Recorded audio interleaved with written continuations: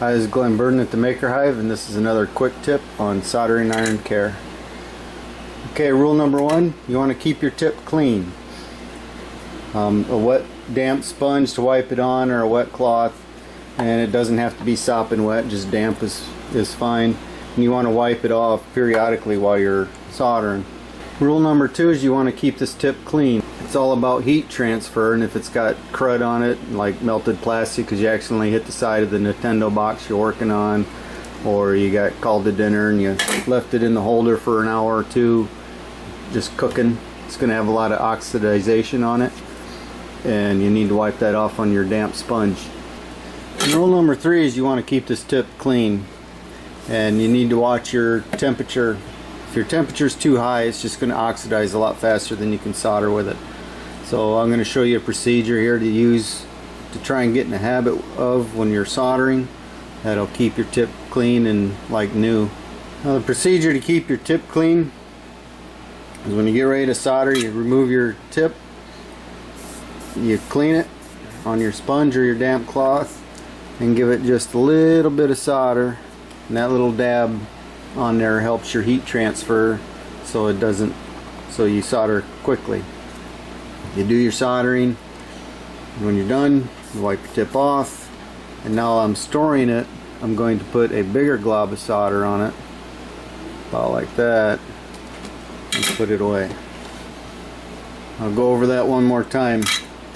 Wipe it, give it a little dab of solder for your heat transfer, do your soldering, you get all done, wipe it, give it a big glob of solder,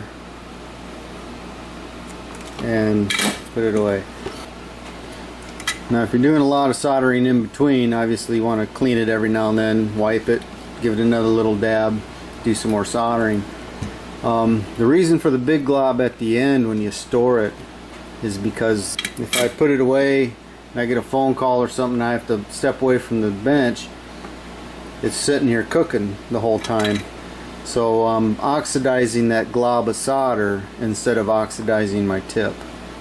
So when I come back, all I have to do is wipe it all off, and it's nice, shiny, and clean, ready to go again. Give it a little bit of solder, and that little dab helps with your heat transfer, and you're done. Probably notice I have a Brillo's pad in here that's made of shaved brass, I believe. It's kind of like a gigantic wick, and notice I didn't use that at all in the procedure I showed you earlier.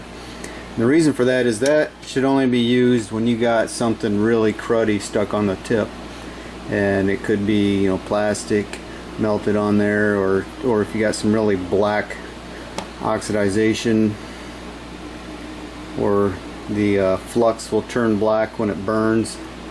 If you got something heavy on it like that, then you want to use this Brillo pad.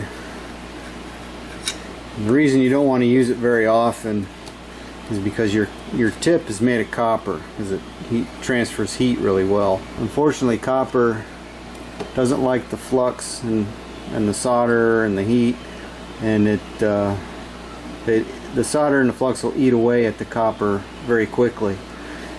So the tip is dipped in a nickel coating that protects the copper, and every time you use this abrasive pad, it wears a micro thin layer of nickel off of your tip. Eventually you'll wear a hole through, the solder and the flux will get into the copper, and your tip will be destroyed in a very short time. So use the Brillo pad sparingly, only when you need to. Rely on your moist sponge. It doesn't need to be sopping wet, and your tip will last you a long time. Okay, in closing, I want to mention just one more thing about care for your solder station is to keep the tip clean. And if you're having a hard time getting a joint to solder together good, you're getting cold joints, clean your tip. And you want it nice and shiny and smooth when you store it. Again, you want a big glob when you're getting ready to use it, just a little teeny dab to help with your solder transfer or your heat transfer. as an example here, I've left this on overnight, not on purpose, a few times, more than I should, and because of the big glob of the solder on the tip, I can come in here the next day, wipe it off, and it's good as new. This has been a Maker Hive quick tip, and thanks for watching.